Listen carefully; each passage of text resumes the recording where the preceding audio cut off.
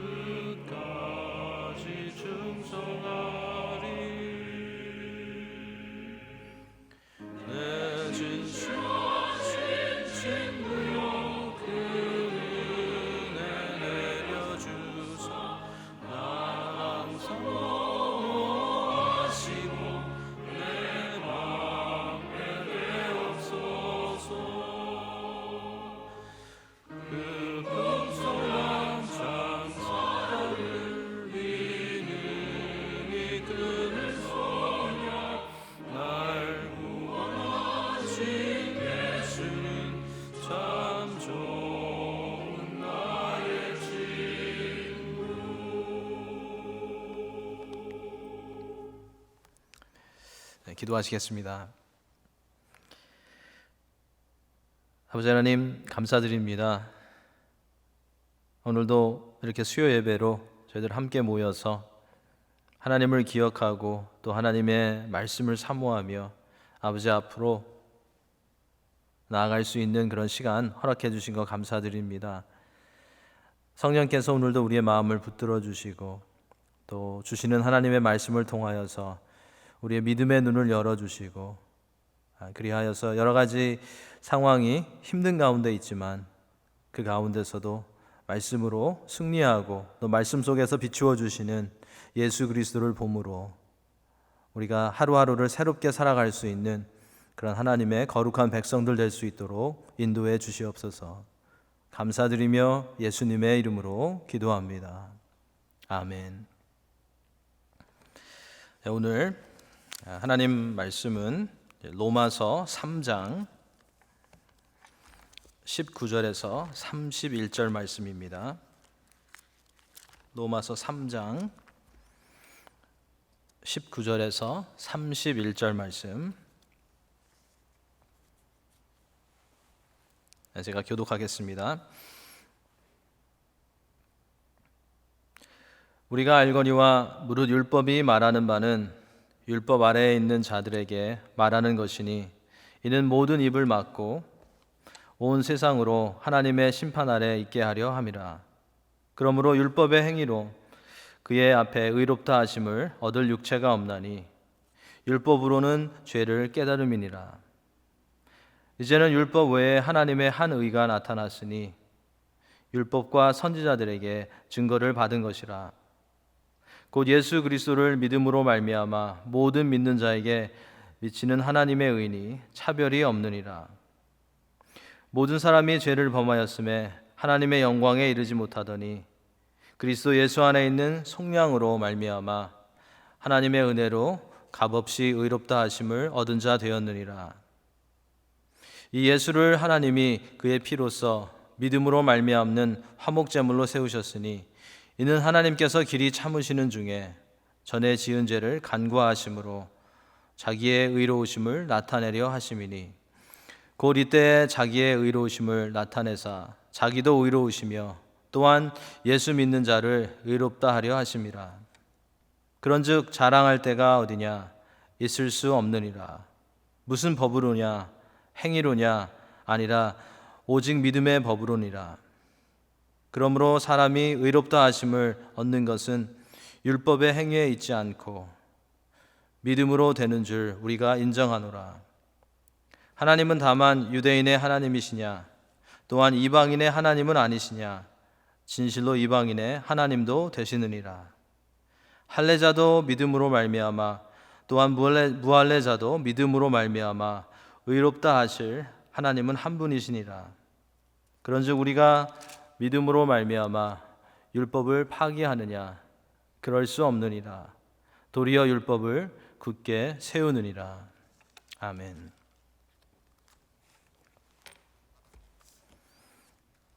계속해서 로마서 3장의 말씀을 오늘도 보게 됩니다.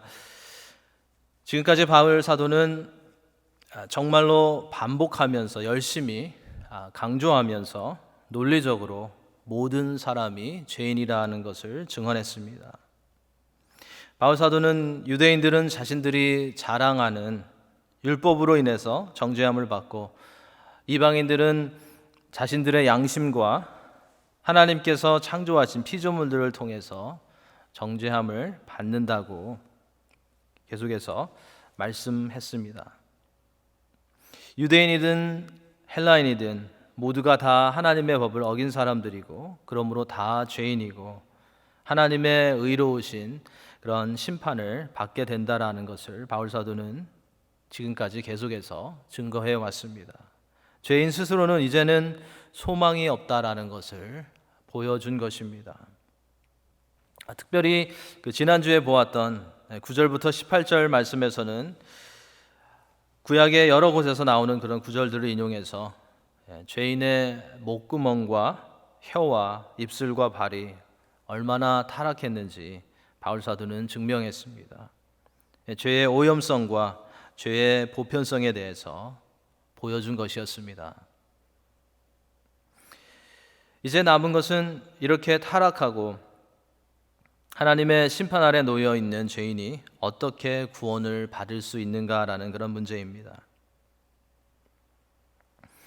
죄로 오염된 죄인이 어떻게 하나님 앞에서 옳다고 의롭다고 인정함을 받을 수 있는가라는 것입니다. 이 부분을 오늘 이 본문에서부터 바울 사도가 풀어가는 것을 우리가 보게 됩니다.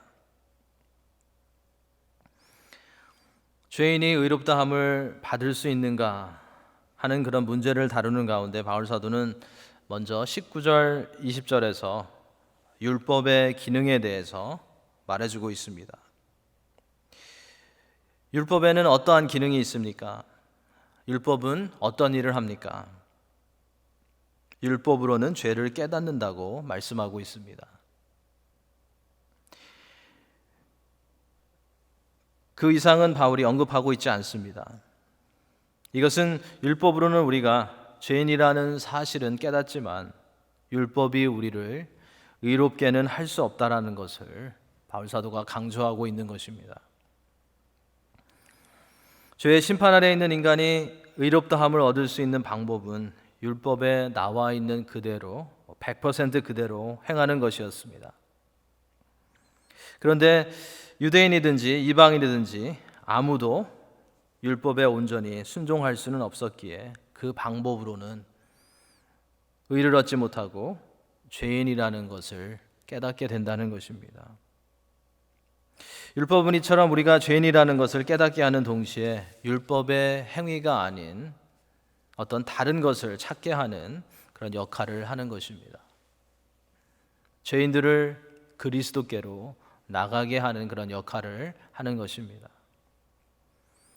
바울 사도는 이렇게 율법으로는 안 되기 때문에 죄인이 율법을 100% 지켜서 의롭다 하심을 얻을 수 없기 때문에 이제 하나님께서 다른 방법을 사용하셔야 된다는 그런 힌트를 여기에서 주고 있고, 계속 이어지는 로마서를 통해서 이 힌트를 조금씩 설명해 나가고 있습니다.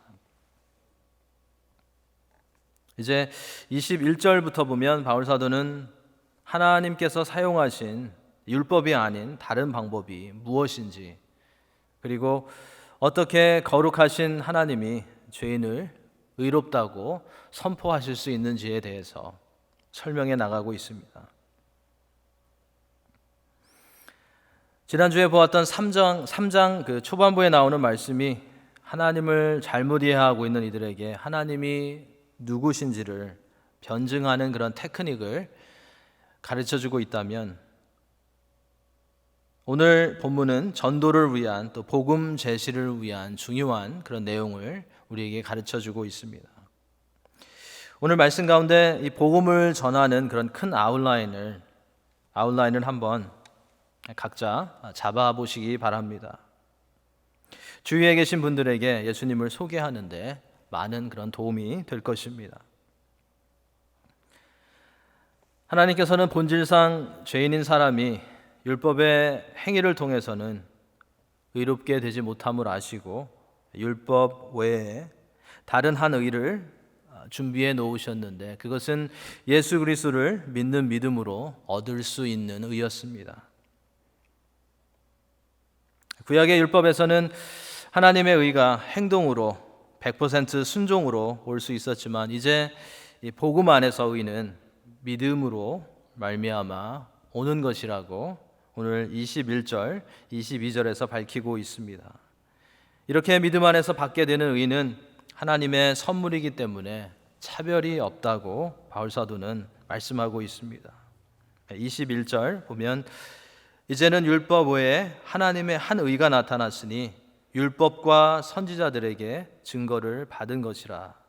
22절 곧 예수 그리스도를 믿음으로 말미암아 모든 믿는 자에게 미치는 하나님의 의니 차별이 없느니라 라고 말씀하고 있습니다.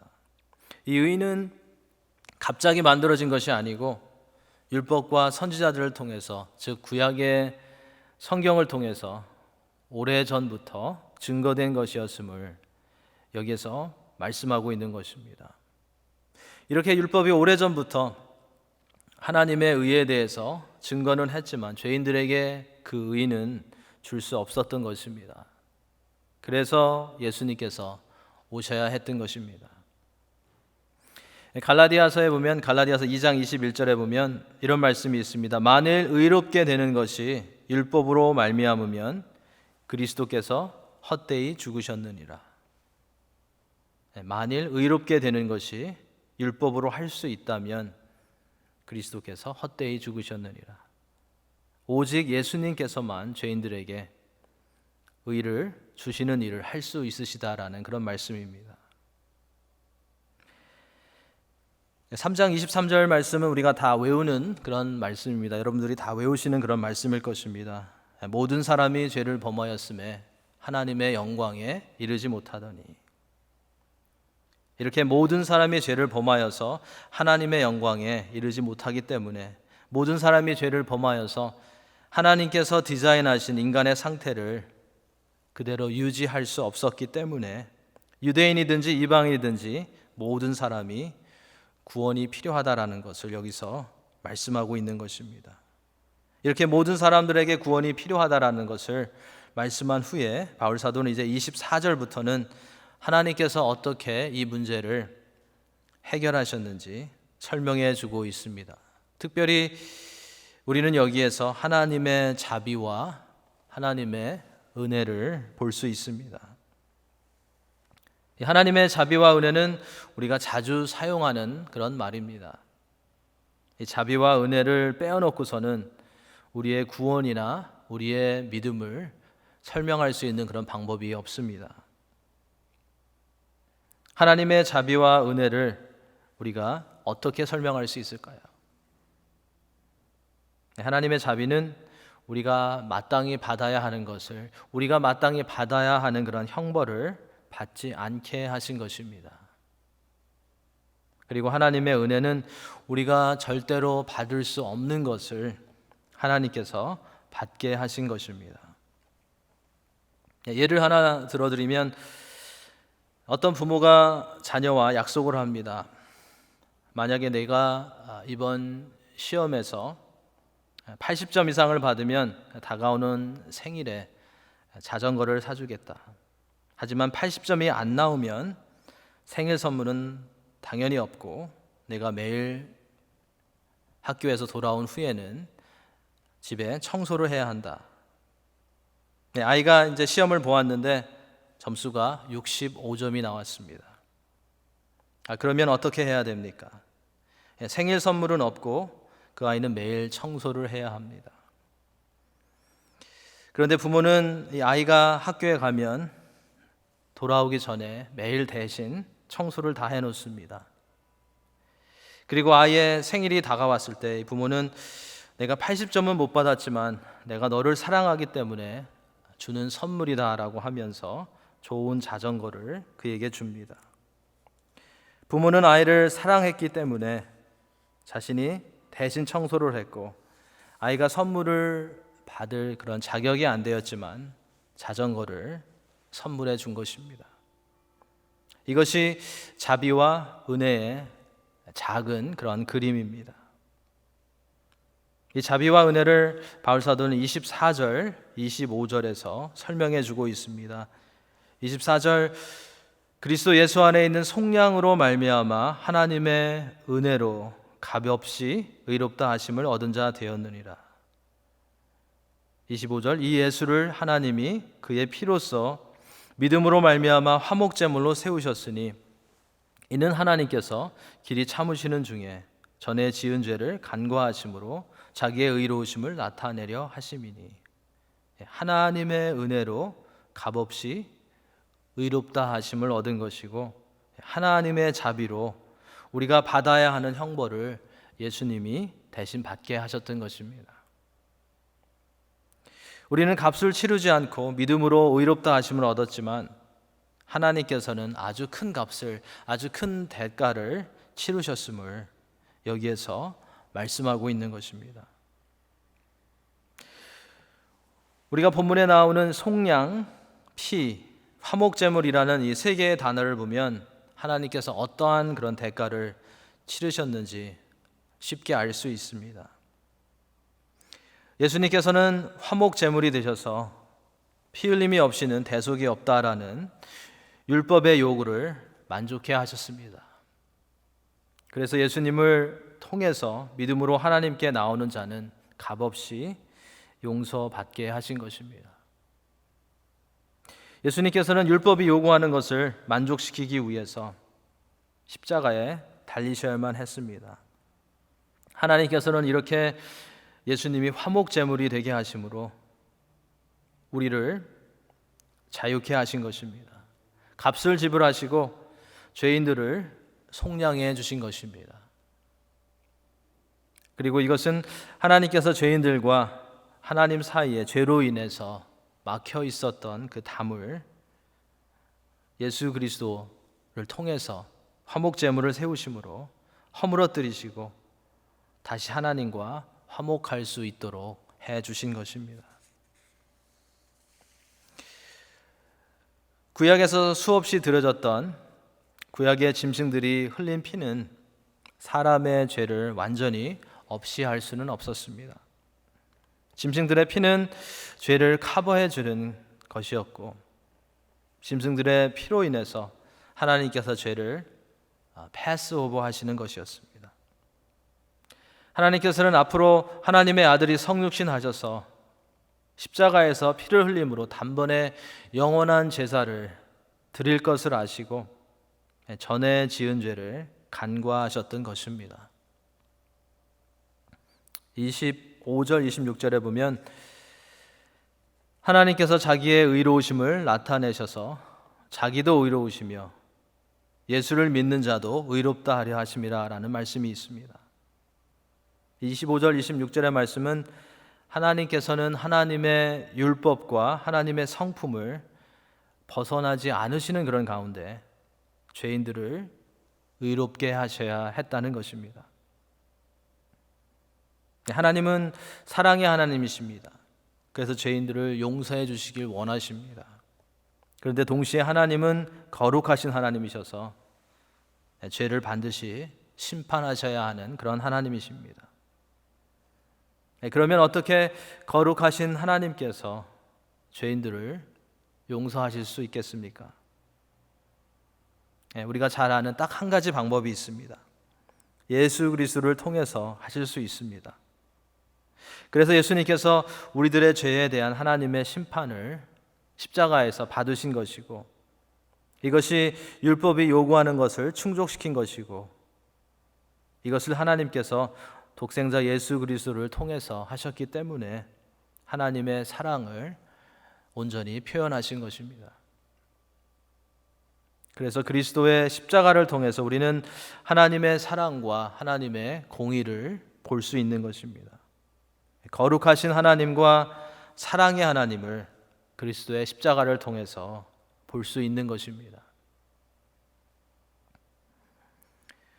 율법으로 인한 의롭게 되는 것은 행위로 인한 것이었습니다. 그런데 오늘 본문에서 말하는 의롭게 되는 것은 믿음으로 되는 것을 말합니다. 어떤 믿음으로 되는 것입니까? 많은 사람들은 나는 하나님을 믿는다라고 말합니다. 그런데 그냥 하나님을 믿는 것이 어떠한 믿음입니까?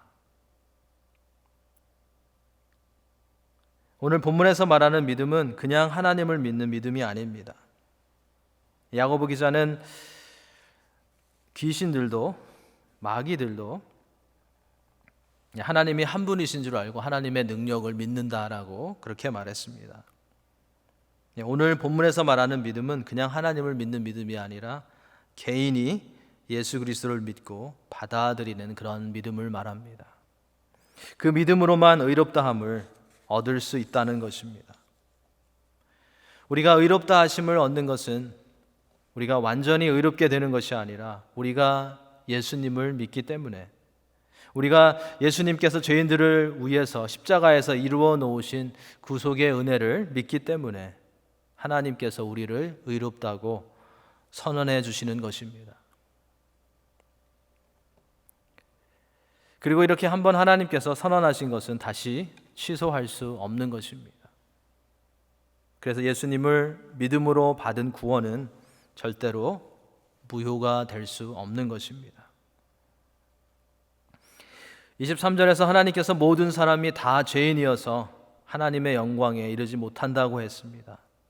모든 사람이 다 죄인이어서 하나님께로 나아갈 수 없고 구원받을 수 없다고 말씀하신 것입니다.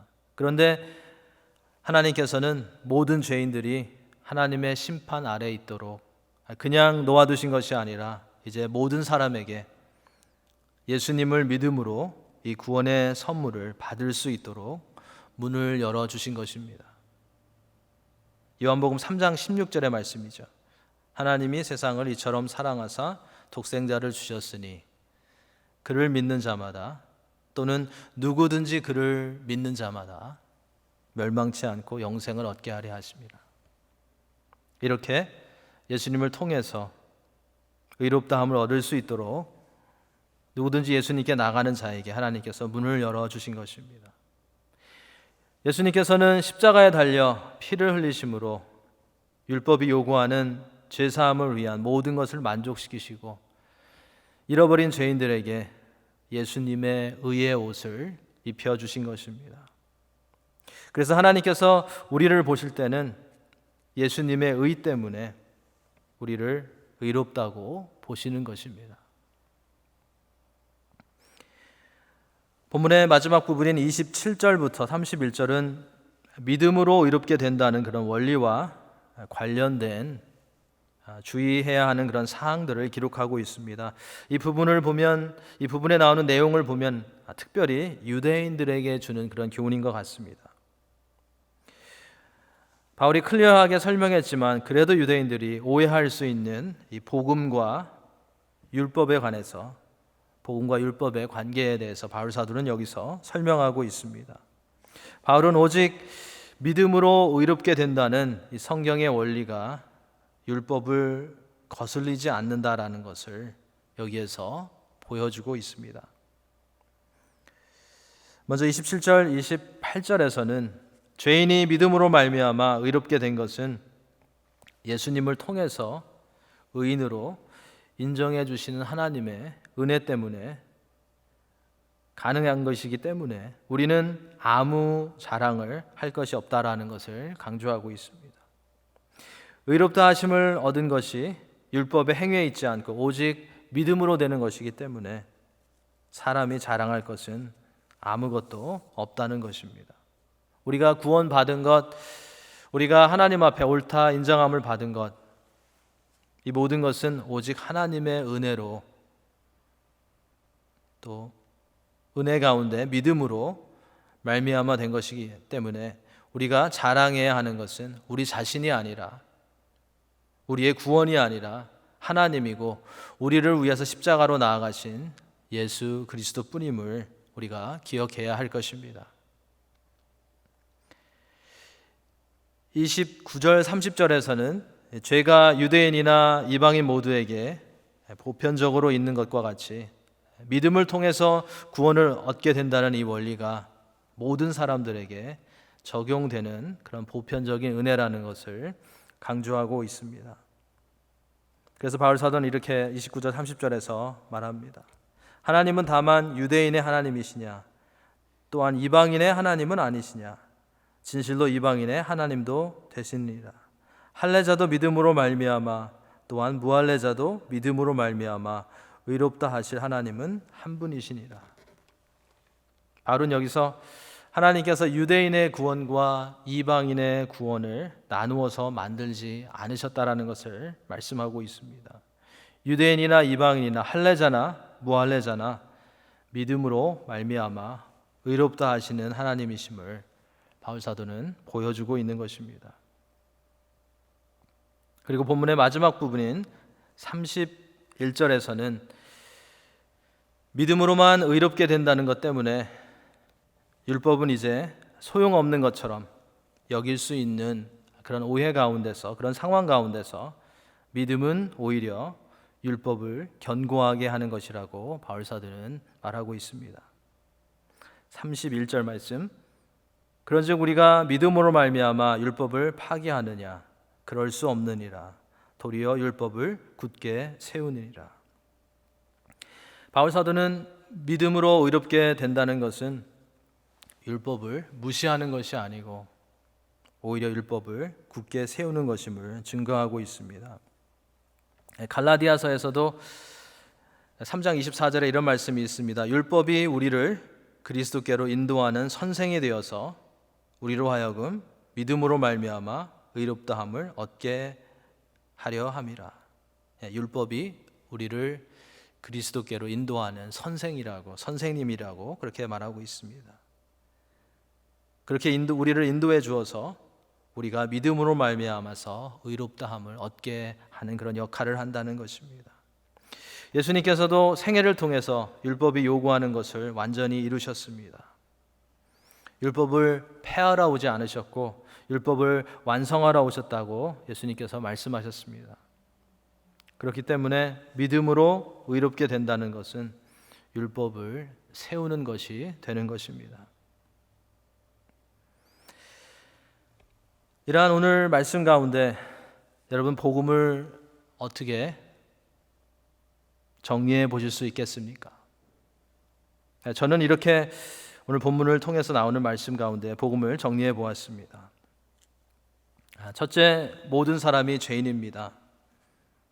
성경이 그렇게 말하고 있고 우리의 말과 행동을 보면 우리는 죄인인 것을 충분히 알 수 있습니다.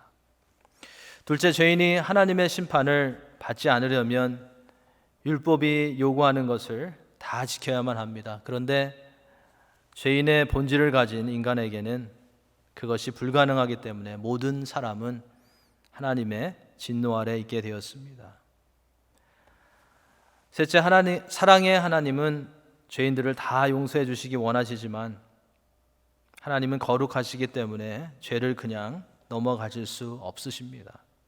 반드시 죄를 심판하셔야만 하십니다. 사랑은 하셨는데 죄는 반드시 심판하셔야 하는 그런 문제가 생긴 것입니다. 넷째, 하나님께서는 이 문제를 예수 그리스도를 통해서 해결하셨습니다. 죄가 없으신 하나님의 아들이 우리 대신에 십자가에서 형벌을 받으심으로써 우리의 죄의 값이 지불되었고 하나님께서는 죄인들에 대한 하나님의 사랑을 보여주셨습니다. 이로 인해서 누구든지 믿음으로 예수님을 믿기만 하면 죄사함을 받고 천국에 대한 그런 소망과 함께 새로운 삶을 살 수 있게 되는 것입니다. 이것이 하나님의 자비와 은혜인 것입니다.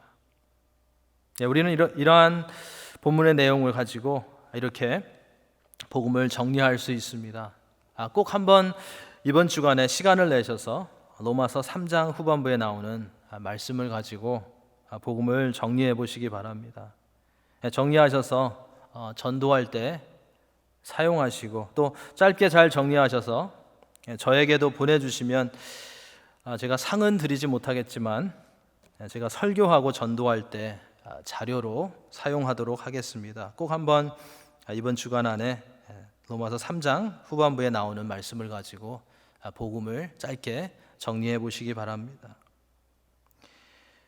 본문을 통해서 우리는 율법으로는 이루어질 수 없는 죄인들의 연약함을 아셔서 예수 그리스도를 통해서 새로운 방법으로 우리를 의롭다고 선포해 주신 하나님의 놀라우신 은혜를 살펴보았습니다. 또한 우리가 값없이 의롭다 하심을 받기 위해서 하나님께서 어떠한 값을 지불하셨는지 우리는 살펴보면서 우리의 구원이 얼마나 귀하고 얼마나 확실하고 또 하나님의 마음이 얼마나 담겨져 있는 것인지 볼 수 있었습니다. 우리가 물론 믿음으로 구원을 받은 것이지만 예수님을 믿을 수 있는 믿음을 주신 분은 하나님이심을 우리는 기억하면서 우리의 열심과 우리의 믿음을 자랑하는 그런 삶을 사는 것이 아니라 우리에게 그러한 믿음을 주신 하나님을, 그리고 우리를 위해서 십자가로 나아가신, 우리를 구원하신 예수 그리스도를 자랑하는 그런 삶을 살아가야 하겠습니다. 오늘도 우리가 받아야 되는 형벌을 받지 않게 하신 하나님의 자비와 우리가 받을 수 없는 구원을 선물로 받게 하신 하나님의 은혜를 기억하며 힘을 얻고 믿음과 확신 가운데 흔들리지 않고 그리스도를 위해서 살아가겠다고 다시 한번 결단하시는 그런 성도님들이 되시기를 예수님의 이름으로 축원합니다. 같이 기도하시겠습니다. 아버지 하나님, 감사합니다. 오늘도 말씀 가운데 우리의 구원과 복음에 대해서 다시 한번 살펴볼 수 있는 시간 허락해 주신 것 감사드립니다. 이러한 말씀을 볼 때마다 그리스도 안에 있는 우리의 구원이 확실함을 깨달으며 힘을 얻게 하시고 하나님의 크신 은혜를 보며 감사할 수 있도록 인도해 주옵소서. 오늘도 우리 주위에 있는 많은 영혼들이 자신들이 죄인인 것을 인정하고 그들을 죄에서 건지시는 예수님이 필요함을 보며 반응할 수 있도록 성령님 역사해 주시옵소서. 그 일에 우리가 사용되어질 수 있도록 우리의 입술을 하나님 거룩하게 하시고 우리를 사용해 주시옵소서. 감사드리며 예수님의 이름으로 기도합니다. 아멘. 우리 찬송가 268장 부르신 후에 축도로 예배 마치겠습니다. 268장 죄에서 자유를 얻게 함을 찬양하시겠습니다.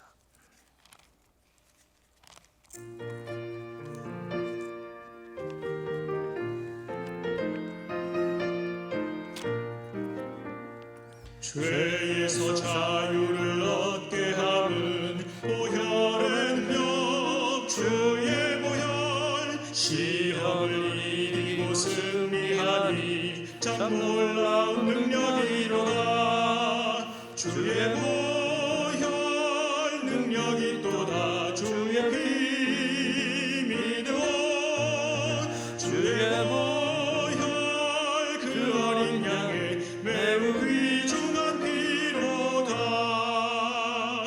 육체의 정욕을 이길 힘은 보혈의 능력 주의 보혈 정결한 마음을 얻게 하니 참 놀라운 능력이로다 주의 보혈 능력이 또다 주의 힘이 되어 주의 보혈 그 어린 양의 매우 귀중한 피로다 눈보다 더 희게 밝히는 것 보혈의 능력 주의 보혈 부정한 모든 것 밝히시니 참 놀라운 능력이로다 주의 보혈 능력이 또다 주의 힘이 되어 주의 보혈 그 어린 양의 매우 귀중한 피로다 구주의 복음을 전할 제목 보혈의 능력 주의 보혈 날마다 나에게 찬송 주니 참 놀라운 능력이로다 주의 보혈 능력이 또다 주의 힘이 되어 주의 보혈 그 어린 양의 매우 귀중한 피로다.